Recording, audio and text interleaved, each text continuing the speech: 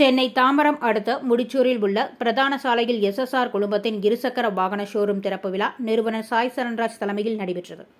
இந்நிகழ்ச்சிக்கு சிறப்பு அழைப்பாளர்கள் சிறு குறு நடுத்தர தொழில்துறை அமைச்சர் தாமோ அன்பரசன், வணிக சங்க மாநில தலைவர் விக்ரமராஜா கலந்து கொண்டு பலவகை வாகன ஷோரூமை திறந்து வைத்து இருசக்கர இயந்திர மோட்டார் வாகனம் மற்றும் மின்சார மோட்டார் வாகனங்களை பார்வையிட்டு வாகன உரிமையாளர் சாய் சரண்ராஜ் அவர்களுக்கும் அவரது குடும்பத்தாருக்கும் வாழ்த்துக்களை தெரிவித்தார்.